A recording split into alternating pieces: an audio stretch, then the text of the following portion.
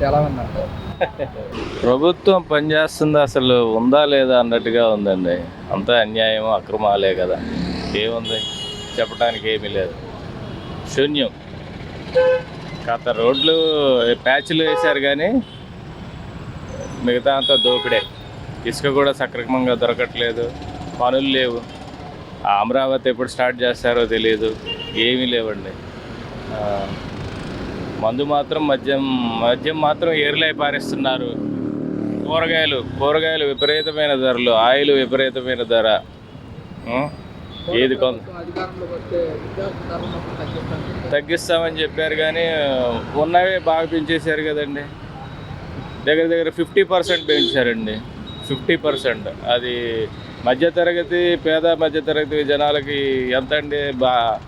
మరి వాళ్ళు రెక్కాడితే డొక్కాడని పరిస్థితుల్లో మరి ఈ కూరగాయలు ఎలా కొనాలి, సరుకులు, నిత్యావసర వస్తువులు, సరుకులు కానీ ఆయిల్ కానీ మరి చాలా ఘోరంగా ఉందండి. రేట్లు కూడా పెంచేశారు.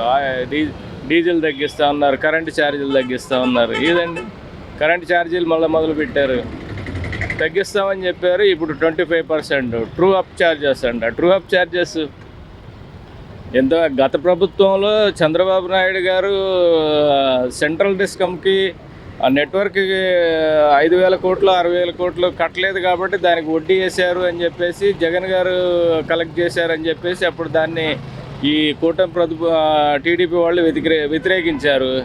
ఇప్పుడు అదే ట్రూ అప్ ఛార్జెస్ మళ్ళీ వీళ్ళు వేస్తున్నారు. చెప్పేది ఒకటండి, చేసేది ఒకటి. మధ్యతరగతి వాడు ఇక బతకటానికి లేకుండా పోయిందండి. అది ఏం సార్? సంపద సృష్టి అన్నది ఏముందండి? దేంట్లో సంపద సృష్టించారు చెప్పండి? కొత్త వనరులు లేవు, కంపెనీలు రావట్లేదు, ఈ ఏదన్నా ఫ్యాక్టరీలు కానీ ఏదన్నా మరి వ్యాపార సంస్థలు కానీ ఏమీ లేవండి, జీరో. ఎందుకు? ఈ అమరావతి స్టార్ట్ చేస్తే అట్లీస్ట్ అమరావతి స్టార్ట్ చేస్తే దాంట్లో చాలామందికి ఉపాధి దొరుకుతుంది. భవన నిర్మాణ కార్మికులకు కానీ మరి ట్రాన్స్పోర్టేషన్స్ కానీ చాలామందికి ఉపాధి దొరుకుతుంది. కానీ అది మొన్నటి వరకు జంగల్ క్లియరెన్స్ మాత్రం చేసి వదిలిపెట్టారు, క్లీనింగ్ చేసి పెట్టారు. నిర్మాణాలు ఎక్కడ వేసిన గొంగళి అలాగే ఉన్నాయి. మరి ఇప్పుడు వాటిని పనులు మొదలు పెట్టాలి, ఎప్పుడు స్టార్ట్ చేస్తారు?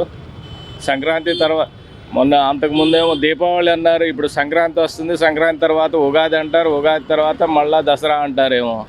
దానికి సరైన ఒక డేట్ కానీ దానికి ఒక సరైన నిర్ణయం కానీ ఏమీ లేదు. కన్స్ట్రక్షన్ కంపెనీలు కొత్త ఎస్పీసీఎల్, ఎన్సీసీ, మెగా, ఎల్ఎన్టీ ఈ కంపెనీలకి వెళ్ళి ఎంక్వైరీ చేస్తే ఇంకా బడ్జెట్ కేటాయించలేదండి, డబ్బులు రిలీజ్ కాలేదు, ఇంకా వర్క్ రెజ్యూమ్ చేయడానికి కూడా వాళ్ళు ముందుకు రావట్లేదు.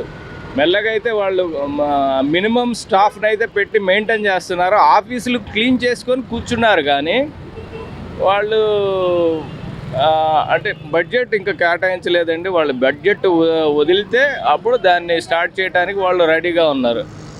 బడ్జెట్ కేటాయిస్తే ఇంకా మొబిలైజేషన్ మ్యాన్ పవర్ కానీ, మిషనరీ కానీ, మెటీరియల్ కానీ అప్పుడు మొబిలైజేషన్ స్టార్ట్ అవుతుంది. ఇది ఎప్పుడు?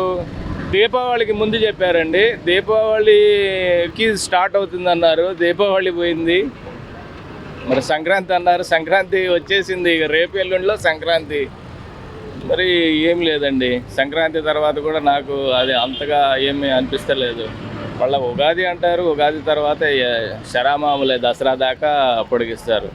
ఏం లేదండి, అంత ఏదో అంత ముందుకు నెట్టుకొద్దామనే సాగదీత ధోరణే కానీ ఏమీ లేదండి. ఏదో మార్పు చేస్తాము, సంపద సృష్టిస్తాము, ఉద్యోగాలు ఇస్తామన్నారు. డిఎస్సి నోటిఫికేషన్ ఏమైందండి? డిఎస్సి నోటిఫికేషన్ పాత ప్రభుత్వం ఇచ్చిన నోటిఫికేషన్ని కూడా దాన్ని రద్దు చేసేసి కొత్త నోటిఫికేషన్ ఇస్తూ ఉన్నారు. 6-7 నెలలు అయిందండి నోటిఫికేషన్, దానికి కనీసం మాట కూడా లేదండి. కొత్త ఉద్యోగాల రూపకల్పనేమో కానీ ఈ వాలంటీర్ వ్యవస్థను రద్దు చేశారు. వాలంటీర్లకి 10,000 ఇస్తా అన్నారు, ఇచ్చారండి? 10,000 ఇచ్చారా? ఉన్న వాళ్ళందరినీ తీసేసేసారు. ఆ, ఆ, ఇప్పుడు సచివాలయాలు ఉన్నాయి. సచివాలయాల్లో ఉన్న ఉద్యోగులతోనే వాళ్ళకి పని భారం ఎక్కువైపోయింది. వాళ్ళు పొద్దున్నుండి 8 గంటల దాకా 9 గంటల దాకా పని చేసినా కానీ సరిపోనంత పని భారం అయిపోయింది వాళ్ళకి. సచివాలయాలు జగన్ ప్రభుత్వం తీసుకొచ్చింది. ఆ వ్యవస్థ దాన్ని అయితే వాడుతున్నారు, బాగానే వాడుతున్నారు. కానీ ఉన్న వాలంటీర్లను తీయటం దేనికండి? వాళ్ళు వాగ్దానం చేశారు, మాట ఇచ్చారు, 10,000 చేసి పెంచుతూ ఉన్నారు కదా. వాళ్ళు ఉంచినట్టయితే అది కూడా ఒక ఉపాధే కదా. ఆర్టీసీ బస్సు మహిళలకు ఉచితం అన్నారు. ఇప్పుడు ఆగస్టు 15వ తారీఖు నుండి మహిళలకు ఉచిత అన్నారు, అయిపోయింది. దీపావళి అన్నారు, పోయింది. ఇప్పుడు ఏమంటున్నారు, మళ్ళీ ఉగాదికి అని చెప్పేసి చెప్తున్నారు. అదేనండి, ఉగాది అంటారు, తర్వాత దసరా అంటారు. ఈ పండగల పేర్లు చెప్పి దాన్ని కీప్ ఆన్ పోస్ట్పోనింగ్ అనమాట. Keep on postponing. దాన్ని ఎంతవరకు సాగదీయాలో అంతవరకు సాగదీసుకుంటూ వెళుతున్నారు.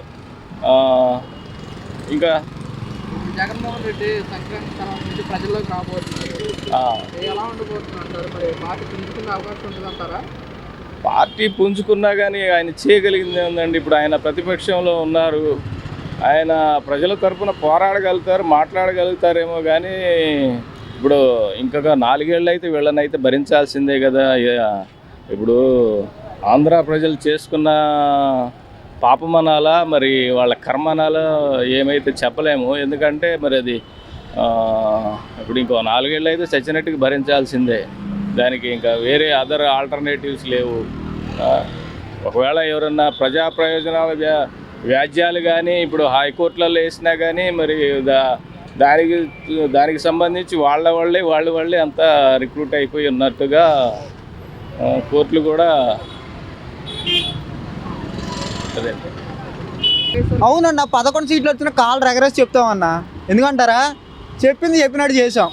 ఇప్పుడు ఇలా టీడీపీ వాళ్ళు వచ్చి మేము చేసామని చెప్పుకోమని వాళ్ళు చేశారని చెప్తున్నారు కదా. ఏం చేశారన్న, రమ్మని వెళ్దాం మనం. నేను జనాల్లోకి రావడానికి సిద్ధంగా ఉన్నాం. మేము వైఎస్ఆర్సీ ప్రతి కార్యకర్త మేము ఇచ్చేసాను గొప్పగా కాళ్ళు ఎగరేసుకుంటాడు. వచ్చిన 7 నెలల్లోనే పెన్షన్ ఏందన్న? పెన్షన్ ఫస్ట్ నుంచి చేస్తున్నారుగా. పెన్షన్ ఒకటేనా, మిగతా ఇచ్చిన హామీలు? అంటే జగన్మోహన్ రెడ్డి ప్రజలకు ఆపద పథకాలు పెట్టి ఖజానా మొత్తం ఖాళీ చేశాడు, ప్రజలు మొత్తం అర్థం చేసుకోవాలంటున్నారు కదా. అందుకోసం ఆగన్నా, జగన్మోహన్ రెడ్డి గారు అప్పు చేశాడు అంటున్నారు కదా. అప్పు చేసి జనాలకి ఇచ్చాడని చెప్పి పక్కా ప్రూఫ్ ఉంది. ఈయన మొన్న రీసెంట్గా 75 కోట్లని అప్పు చేయడు. ఎవడ చెప్పానన్నా? అంటే అమరావతి పూర్తి చేస్తున్నాను, నేను అక్కడ అమరావతిలోనే ఉంటున్నాను, నడేళ్ళు చూద్దాం ఎన్ని రోడ్లు వేసాడు, ఎన్ని బిల్డింగ్లు కట్టాడని. వైజాగ్లో సాఫ్ట్వేర్ కంపెనీలు దగ్గర 12 జగన్మోహన్ రెడ్డి గారు తీసుకొస్తే అవి కూడా ఈయన ఖాతాలో వేసుకున్నాడు. అమరావతి పూర్తి చేయడానికి వస్తే ఎందుకన్నా అమరావతి కాదు, అమరావతి చేసుకొని తర్వాత మిగతా వాళ్ళు ఏం చేస్తారు? మిగతా జిల్లాల పరిస్థితి ఏంటి చెప్పన్నా? జగన్మోహన్ రెడ్డి గారు అమరావతిని రాజధాని చేయనని చెప్పలేదు కదా, చేస్తాననే చెప్పాడు కదా. కాదన్నా, ఇప్పుడు డెవలప్ అయిన సిటీలో రాజధాని పెట్టడం